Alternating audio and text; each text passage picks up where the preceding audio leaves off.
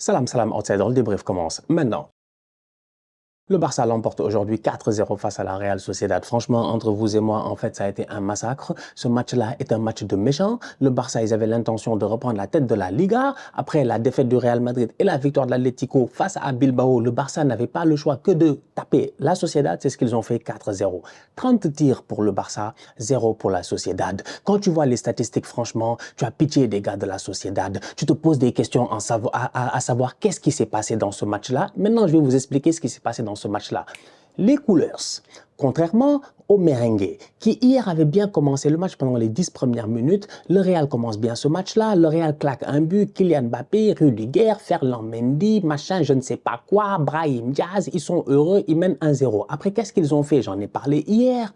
Comme un conducteur de Formule 1, tu as un tour d'avance, tu penses que c'est terminé alors qu'il reste 50 tours à faire, tu commences à décélérer. Le Real a décéléré, le Real, finalement, ils ont perdu ce match-là, le Betis a été exceptionnel pendant 90 minutes. Le Barça, aujourd'hui, ils ont commencé le match, après 2 minutes, ils ont encaissé un but. Ils ont eu de la chance. Ils ont eu de la chance. Ils ont eu de la chance parce qu'ils sont mal rentrés dans le match. Franchement, ils sont mal rentrés dans le match. 2 minutes, ils ont encaissé un but. Si une passe à la Pedri qui rentre entre les jambes de Pedri, Jules Koundé qui n'est pas aligné, et je te dis, non, Jules Koundé qui est aligné, heureusement finalement, parce qu'il y avait hors-jeu en fait. Jules Koundé qui est aligné, mais sinon, c'était un but. À 2 minutes 30, 2 minutes 40, voire 3 minutes dans le match, la Sociedad a déjà marqué, et même un très beau but, bien construit de la Sociedad. Le football, c'est comme ça. C'est un fait de jeu qui, automatiquement, je pense, réveille le Barça et réveille Hansi Flick en se disant « Ah, c'est pas le moment de déconner, c'est pas le moment de perdre des points. Il faut plutôt assurer ce match-là le plus rapidement possible, sachant en plus de cela que tu as la Ligue des Champions dans quelques jours. » Ça leur a pris 10 minutes pour qu'ils se réveillent et c'est passé à travers un joueur, Robert Lewandowski. Vous allez me dire c'est un tocard, c'est un nulard, c'est un rattaquant, je suis d'accord. Il n'y a pas de problème, c'est un tonton. Le problème de Lewandowski, il est simple, c'est qu'aujourd'hui, il ne peut plus courir, il ne peut plus prendre la profondeur. Donc Lewandowski, c'est un joueur pivot. Et en étant pivot, il réussit à redescendre sur le terrain, à toucher un peu plus de ballon. Il descend un tout petit peu. Dani Olmo plonge derrière parce que lui, il a la vitesse, lui, il a la vivacité. Passe de Lewandowski, la défense de la Sociedad, elle est prise.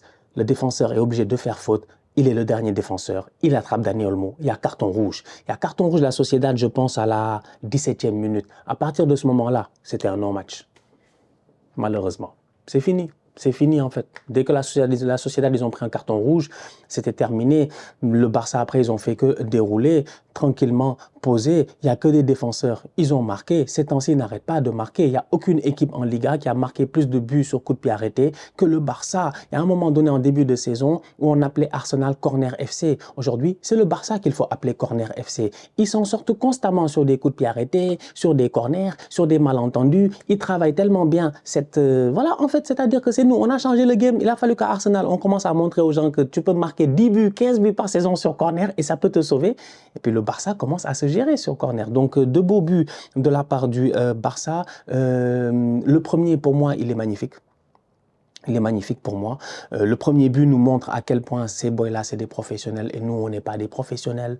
Moi, jusqu'à présent, je parle d'un doublé que j'ai mis au quartier. Ouais, j'ai le droit, j'ai le droit. J'avais 14 ans, j'étais au Tchèques, j'ai mis un doublé. Franchement, je ne vais jamais oublier ce doublé-là. Tu sais, quand tu es petit, nous, quand on était petit, on faisait des matchs qu'on appelait chez nous Khalis. C'est-à-dire que tu as un quartier contre l'autre quartier et puis vous cotisez ensemble jusqu'à avoir 1000 francs, 1500 francs CFA. C'est pas beaucoup, hein, c'est l'équivalent même pas de 1 euro ou 2 euros ou un truc comme ça. L'autre côté aussi, ils cotisent jusqu'à avoir 1000 francs ou 1500. Donc ça veut dire que chaque jour a mis 100 francs, tu vois, chaque jour a mis peut-être 20 centimes, 30 centimes, un truc comme ça. Quand on était petit, c'était énorme, c'était beaucoup d'argent. On rassemble tout, on trouve un arbitre qui est censé être neutre. Dans le temps, il n'y avait pas d'esprit et de la lettre et on joue le match.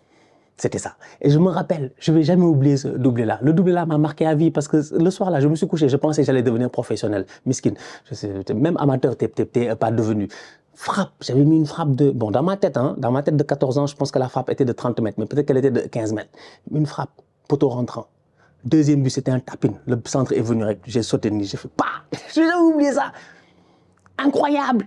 Je te dis, j'en rêve jusqu'à aujourd'hui. C'est le doublé que j'ai mis au quartier. J'ai mis d'autres buts et tout, mais ça, c'était le plus important de toute mon histoire, je dis. Mais quand j'ai vu Dani Olmo aujourd'hui faire la passe à Gérard Martin, j'ai compris qu'en fait, ça, c'est des professionnels. Parce que Lamine Yamal, Dribble 1, dribble 2, dribble 3. C'est le même joueur, il a dribblé 3 fois. Ou les deux mêmes joueurs, il a dribblé 3 fois. D'ailleurs, superbe but. Pourquoi j'en parle encore? Parce que Jules Koundé fait un appel, mais l'appel de Jules Koundé ne sert absolument à rien. Lamine Yamal fait crochet, extérieur, intérieur, machin. Koundé, il sait même pas en faire. Il sait même plus quoi faire, le pauvre. Il fait un appel, il fait un contre-appel. Vraiment, il a fait une course pour absolument rien. Ça ne servait à rien parce que Lamine Yamal a géré. Lamine Yamal dribble tout le monde sur le côté. Il donne à Dani Olmo. À ce moment-là, je pense que Dani Olmo doit frapper. Moi, personnellement, moi, Stan Diop, le ballon, il vient, je mets un pointu, frère, je réfléchis même pas, boum, je frappe.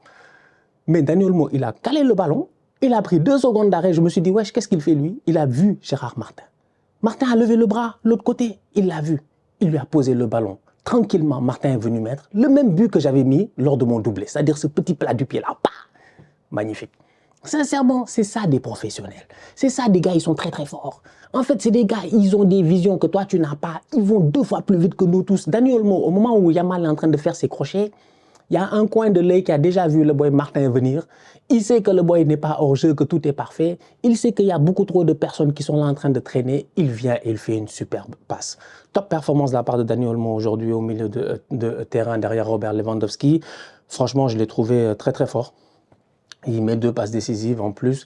Voilà, je l'ai trouvé juste très très fort, excellent. Et le Barça a besoin de ce Dani Olmo-là. Un Dani Olmo qui peut plonger derrière Lewandowski pour profiter un tout petit peu de la profondeur. Parce que voilà, à 36 ans, 39 ans, 40 ans, là, Lewandowski, c'est compliqué maintenant de courir, tu vois, de courir avec des boys là qui ne savent faire que ça derrière. Donc, c'est mieux qu'il joue en pivot. Donc, ouais, donc Olmo pertinent. J'ai commencé à bégayer parce que je voulais parler de Pedri et de Frenkie de Jong. 2 joueurs, moi, qui me fascinent. Pedri, parce qu'il est très fort. Aujourd'hui, il sort une top performance. Il a failli mettre un but, genre Bundesliga. Très belle frappe qui va frapper l'équerre. C'est dommage. Très intelligent. Vraiment, je ne sais pas quoi vous dire, en fait. Il a tout fait, en fait, Pedri. Franchement, il a tout ce qu'il doit faire, il le fait bien. Frenkie de Jong est très pertinent en ce moment. Peut-être qu'on n'en parle pas, j'ai envie de dire assez. Mais là, encore une fois, je le dis, Frenkie de Jong, quand le Barça est en possession de balle, quand le Barça est en contrôle du match, quand le Barça n'est pas en train de courir après l'adversaire, quand le Barça ne se fait pas bully, quand ils ne se font pas martyriser, quand ils ne se font pas intimider par l'adversaire, normalement, si j'ai envie de dire, à niveau égal et que tout va bien, si Frenkie, il est dans son match, c'est un boy qui est presque injouable. Aujourd'hui, Frenkie, il est rentré à la place de Pedri.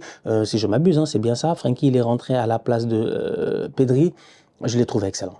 Franchement, je l'ai trouvé excellent en fait. Maintenant, tu me diras que c'était à 10 contre 11 et tout, mais je l'ai trouvé très très serein. Les récupérations de balles, la manière à laquelle en fait c'est vraiment ce meneur de jeu-là reculé. Là où tu as un Dani Olmo qui est un meneur de jeu très avancé, derrière l'attaquant, presque un deuxième attaquant, mais tu as un Frenkie de Jong qui lui est vraiment un meneur de jeu reculé. À côté, tu as un Casado qui va faire le travail près de 12 km ou 11 km couru, il passe son temps à courir, à ratisser.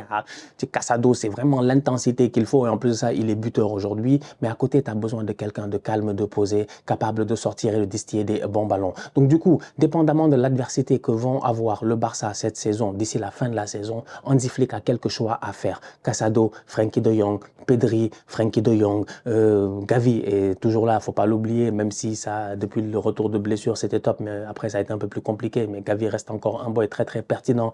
Donc il y a quand même quelques choix à faire, mais chacun a ses qualités, chacun a ce qu'il peut amener. Frenkie, c'est pas forcément le boy agressif, je l'ai dit la dernière fois, mais il est tellement intelligent qu'il passe son temps à jouer dans l'espace et l'interception et il le fait très très bien.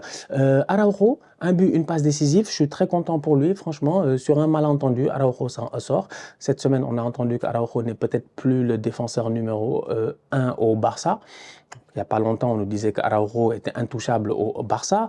Et Kobarsi est là, il fait une saison incroyable encore à son âge. Mais il y a d'autres boys qui peut-être sont passés dans la hiérarchie devant Araujo, des Eric Garcia et puis tout cela. Donc aujourd'hui, dans un match où finalement, j'ai envie de dire, Szczęsny n'a pas eu besoin de faire d'arrêt réellement, il ne s'est pas passé grand-chose, l'adversité était réduite à 10 contre 11 à partir de la 17e minute. J'ai envie de dire que défensivement parlant, les boys n'ont pas été vraiment sollicités, mais leur apport dans le match offensif défensivement a été très pertinent. D'ailleurs, ils ont marqué il y a 4-0. Lewandowski a marqué un but, il a de la chance, il a de la baraka, il est venu dévier un ballon de nulle part, un vrai but de bandit de roublard. Mais sinon, les 3 autres qui ont marqué, c'est des joueurs à vocation défensive. Donc, que ce soit Gérard Martin, Casado ou Araujo. Donc voilà, franchement, le Barça s'est géré aujourd'hui. Top performance de leur part, grand match de la part de Lamine Yamal, comme d'habitude. Il donne beaucoup de passes décisives ou beaucoup de passes décisives, il y a des ratés. Et beaucoup de pré-passes décisives et il y a des buts. C'est Lamine Yamal, tu vois. C'est Lamine Yamal. Le but de Martin, c'est Lamine Yamal qui le fait. Il y a pas mal d'occasions, c'est Lamine Yamal qui les fait. Encore une fois, je le dis, moi, ce but me travaille parce que je vois l'appel de Jules Koundé. Je me dis, ouais, il va utiliser Koundé. Il n'a même pas calculé Koundé, en fait. Il a juste dit aux 2 défenseurs, venez, c'est vous contre moi. Et il les a liquidés.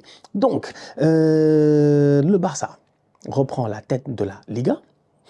Des gangsters. Une équipe de truands. Ils reprennent la tête de la Liga. Ils sont sur une série de 5 matchs, 5 victoires. Prochain match, c'est face à Osasuna. Entre-temps, ils ont un match de Ligue des Champions. Ils ont 71 buts marqués. C'est définitivement la meilleure attaque. Le Real est derrière à 55. Ils ont 25 buts encaissés. C'est la 2e meilleure défense du championnat. Vu qu'ils ont que l'Atlético, 2e meilleure défense du championnat, égalité avec le Real. L'Atlético en a 16. Franchement, c'est une machine en fait. C'est une machine de guerre cette année. C'est vraiment une machine de guerre. La saison est compliquée. La Liga est très disputée. De ce que j'ai entendu, la dernière fois que la Liga a été disputée comme ça, c'était 85 et 2015. 2015, je pense, c'est l'Atlético qui gagne. 2014-2015. Et 85, c'est l'Atlético qui gagne. À chaque fois que l'Atlético, ils sont là dans une bataille compliquée avec le Real et le Barça, c'est eux qui s'en sortent. Attention à l'Atlético. Hier, ils ont gagné 1-0 face à Bilbao. But de Alvarez. Comme d'habitude, le Glock, il est pertinent. Il reste toujours pertinent. Le Glock de Pep Guardiola qui est maintenant devenu, j'ai envie de dire, le Glock de Cholo Simeone. Un match que l'Atlético, ils sont allés chercher quand même cette victoire-là parce que j'ai vu le match et il y a eu une séquence où Bilbao, ils doivent marquer. Je suis désolé, genre le ballon touche le poteau 4 fois, je comprends pas. Mais l'Atlético s'en sort. Donc, une très belle équipe de l'Atlético, beaucoup d'intensité au milieu de terrain. Vous-même, vous savez, les 2 pôles et puis tout cela, ils vont pas lâcher. Ils vont pas lâcher l'Atlético. Ce sera pas simple. Leur prochain match à eux, c'est Getafe et le Real va jouer le Rayo. Donc, moi, j'ai hâte de voir la semaine prochaine ce que ça va donner. La course au sommet de la Liga pour le titre est très serrée. Le Barça a un avantage, mais bon, tout est possible. Hein. Franchement, entre vous et moi, j'ai envie de dire tout est possible. C'est la fin de la saison, tout est possible. Je ne sais pas, tout est possible. Mais ils sont chauds, ces Coolers. Ils sont chauds. Ils sont très, très chauds. Franchement, comme je dis, à 10 contre 11, c'était mort. À 10 contre 11, il n'y avait pas grand-chose à faire. À 10 contre 11, c'était cramé. La famille, on se capte. Dernière chose, Lewandowski, son but là, c'est bien. Ça le sauve. Comme Mbappé n'a pas marqué hier, pour le Pichichi, c'est bien. Un de plus, même si c'est un faux but. Mais il prend quand même. C'est un but de bandit, comme j'ai dit, c'est un but de roublard. La famille, on se capte très bientôt pour une nouvelle vidéo. D'ici là, on continue à liker, on continue à partager. S'abonnons. On est ensemble, on reste en santé, c'est toujours le plus important. Tous outsiders.